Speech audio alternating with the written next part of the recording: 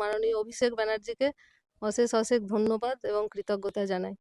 दीदी जनता की भी जा रही है, महिला होकर के सबसे पहले तो महिला का प्रेम आपको मिल रहा है, आशीर्वाद मिल रहा है, युवा का आपको भरोसा जीत रही हैं आप। क्या लग रहा है दीदी कि इस बार बंगाल में कितना बड़ा बदलाव आने वाला है? দেখুন, আমাদের মাননীয় মুখ্যমন্ত্রী এবং মাননীয় অভিষেক ব্যানার্জি, আমাদের মামাটি মানুষের সরকার যেভাবে মানুষের পাশে তো আছি, আর মহিলাদের পাশেও যেভাবে দাঁড়িয়েছেন প্রত্যেকটা ঘরে বিভিন্ন রকম প্রকল্পের মাধ্যমে, কন্যাশ্রী, লক্ষ্মী ভাণ্ডার এইসবের মাধ্যমে মানুষ খুবই উপকৃত। মহিলারা, বিশেষ করে মহিলারা, আমি যেখানে প্রচারে যাচ্ছি সবার মুখে একই কথাই, উন্নয়ন যেখানে মামাটি মানুষের সরকার মমতা ব্যানার্জি যেখানে আমাদের প্রতি সাহায্য করেছে, যেভাবে সাড়া ফেলেছেন, মহিলারা খুবই উপকৃত সব दीदी সময়। जैसे अब क्षेत्र में जा रही हैं, হ্যাঁ। विधायक यहाँ से बन के आप सदस्य बन जाएंगी, एमएलए बन जाएंगी, विधानसभा पहुंचेंगी, यहाँ दीदी सबसे पहले किन किन काम को पहले करेंगी आप? দেখুন, দিদি তো আমাদের মামাটি মানুষের সরকার প্রত্যেকটা জনমুখী প্রকল্পের মাধ্যমে মানুষের উন্নয়নের আলো পৌঁছে দিয়েছে প্রত্যেকটা ঘরে। তো যেটুকু আমি প্রচারের মাধ্যমে যাচ্ছি, বেশিরভাগই আমাদের সরকার করে দিয়েছেন। তার মধ্যে যেটুকু আছে বাকি, সেগুলো আমি আগামী দিনে করার চেষ্টা করব। अब हमारा सवाल आपसे है सर, अभी एसआईआर लागू हो चुका है, कई जो है युवा पीढ़ी और वृद्ध लोग जो है लाइन में लग करके अपने आप को ये बता रहे हैं कि हम बंगाल के निवासी हैं। 2024 में लोकसभा चुनाव हुआ था, अभी जो 90 लाख वोटर्स को बाहर किया गया बंगाल से, ये 90 लाख कहीं ना कहीं नरेंद्र मोदी को भी वोट दिए थे। आज उन्हें जो विधानसभा हो रहा है बंगाल में, तो उन्हें हटाया क्यों गया? সর্বপ্রথমে একটাই কথা বলা উচিত ছিল, 2024 লোকসভা নির্বাচন হলো, যে মানুষগুলোকে ভোটার লিস্ট থেকে বাদ দেওয়া হচ্ছে বিজেপি সরকারের চক্রান্তভাবে, তাহলে প্রথমেই তাদের উচিত ছিল 2024 যে লোকসভা নির্বাচনে যিনি প্রধানমন্ত্রী হয়েছেন যাদের ভোটে, তাহলে প্রথমেই তো ওনার ইস্তফা দেওয়া দরকার ছিল।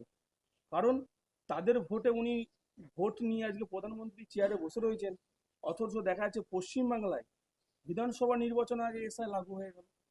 লাগু হয়ে যাওয়ার পর পশ্চিমবাংলা মমতা ব্যানার্জি যে সরকার, সেই সরকারকে নানা রকমভাবে সমস্যার সম্মুখীন করছে, যাতে করে যে বৈধ ভোটার থাকা সত্ত্বেও নামের স্পেলিং ভুল থাকার জন্য তাদেরকে অ্যাডজুডিশনে রাখা হচ্ছে, যাতে তারা ভোট যাতে না দিতে পারে। কেন্দ্রের এই যে বঞ্চনা, সাধারণ মানুষের হায়রানি, মানুষ তার জবাব ভোট বাক্সে দিয়ে দেবে। বিজেপি সরকার যেভাবে মানুষের ওপর এই অন্যায় অত্যাচার শুরু করেছে, মানুষ কিন্তু যে 29 এপ্রিল আসছে দিন, জোড়া ফুলে ভোট দিয়ে সেই বিজেপির জামানত জব্দ করে দেবে পশ্চিমবাংলার মানুষ। এটাই আপনাকে বলবো। 72 सीट बीजेपी लाई थी पिछले बार, इस बार क्या लगता है बीजेपी का आंकड़ा क्या होगा? 72টা সিট বিজেপি যেটা পেয়েছিল বিধানসভা নির্বাচনে, আপনি দেখে নেবেন 2026 নির্বাচন হচ্ছে, বিজেপি 35টা সিট পার করতে পারবে না পশ্চিমবাংলা থেকে। কারণ মানুষকে ওনারা মিথ্যা প্রতিশ্রুতি দিয়ে গেছেন, মিথ্যা প্রতিশ্রুতি আশা দিয়ে গেছেন। ওনারা বাড়ি বাড়ি প্রচার করেছিলেন 15 লক্ষ করে টাকা দেওয়া হবে। এই যে মিথ্যা প্রতিশ্রুতির যে আশা, মানুষ তার বুঝে নিয়েছে। কেন্দ্রীয় সরকার রাজ্যের যে বকেয়া টাকা ওনারা দিচ্ছেন না, যাতে করে রাজ্য সরকার উন্নয়ন করতে না পারে। তারপরেও আমাদের রাজ্যের নেত্রী মমতা ব্যানার্জি, উনি উন্নয়ন করে যাচ্ছেন পশ্চিমবাংলার প্রত্যেকটি বাড়িতে বাড়িতে। কেন্দ্রের যে প্রকল্প ছিল 100 দিনের কাজ, আমাদের গ্রামের যে মেহনতি মানুষ যে কাজ করতো, সে কাজও টাকা কিন্তু ওনারা বন্ধ করে দিয়েছেন। মানুষ কিন্তু তার ভোট বাক্সে জবাব দেবে। মিথ্যা প্রতিশ্রুতি আশা দিয়ে ভোট হয় না, দিদি যেটা বলে সেটা করে দেখায়। আপনি দেখবেন কিছুদিনই আগে দিদি একটা প্রকল্প শুরু করে, যুবশ্রী প্রকল্প, যে বেকার ছেলেগুলো বা মেয়েগুলো কোনো কাজ পায়নি, তাদেরকে প্রত্যেকটি দিদি একটি করে 1500 টাকা মান্থলি দেওয়ার ব্যবস্থা করে দিয়েছে। মানুষ কিন্তু চাইছে দিদির সরকার কি, তাই দিদির সরকারই বারবার আসবে। কারণ দিদি যেটা বলেন সেটা কথা রাখেন। রূপশ্রী বলুন, কন্যাশ্রী বলুন, যুবশ্রী বলুন, এই যে স্বাস্থ্যসাথী কার্ডের মাধ্যমে আপনারা দেখেছেন 35 বছর যে বামপন্থী সরকার ছিল, কোন সরকার কি এই এত কর্মসূচি ভেবে একবারও ভেবেছে? দিদি যে 74 প্রকল্প, স্বাস্থ্যসাথী কার্ডের মাধ্যমে একটা ধরুন পরিবারের বিনা পয়সায় চিকিৎসা হয়। আমাদের গরিব মেহনতি এলাকা মানুষ আছে, অনেক ক্ষেত্রে দেখা যায় কি যে তার চিকিৎসা করার জন্য তার কাছে উপযুক্ত টাকা নেই, কিন্তু দিদির এই স্বাস্থ্য কার্ডের মাধ্যমে তারা বহু মানুষ চিকিৎসা পাচ্ছে। দুয়ারে রেশন, আগে রেশন তুলতে গেলে মানুষকে পয়সা দিয়ে নিয়ে আসতে হতো, কিন্তু এখন সেই রেশনটা বিনামূল্যে ফ্রি পয়সায় আপনাদের বাড়ি বাড়ি পৌঁছে দিতে পশ্চিমবঙ্গ সরকার।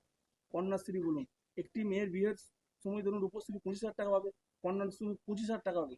তাহলে একটি মেয়ের বিয়ে হওয়ার জন্য 25,000 টাকা পাচ্ছেন।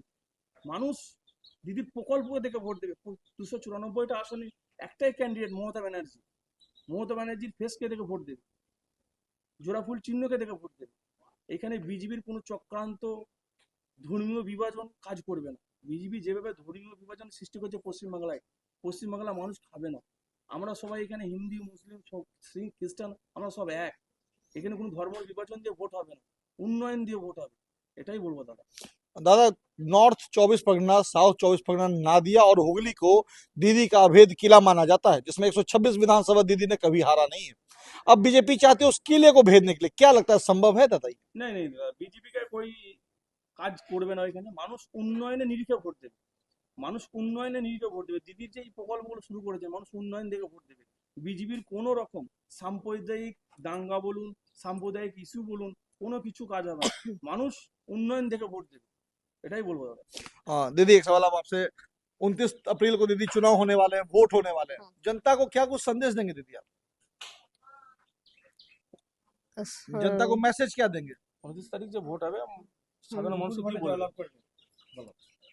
একটা কথাই বলবো, 29শে এপ্রিল দিদির উন্নয়নকে সামনে রেখে তা আমরা এখানে রায়না বিধানসভা থেকে বিপুল ভোটে, যা আগামী বিধানসভায় যা হয়েছিল তার থেকেও আমরা বেশি ভোটে দিদিকে আমরা জয়লাভ করে উপহার দেব। तो आपने सुना, ये थी रैना से मंदिरा दुलई जी। हमारी भी दीदी शुभकामना है कि जीत के आप विधानसभा पहुंचे, क्योंकि टीएमसी ने इस बार आप पे भरोसा जताया है। और यहाँ की जो तमाम जनता है, जो युवा पीढ़ी है, जो महिला है, जो आपके पीछे एक भरोसा जताई है, उन सभी का जो भी समस्या है पिछले 5 साल में बाकी रह गया, उन्हें आप सही करें। चलो तो फिलहाल इतना ही। फिलहाल तमाम खबरों के लिए बने हमेशा। मैं रैना।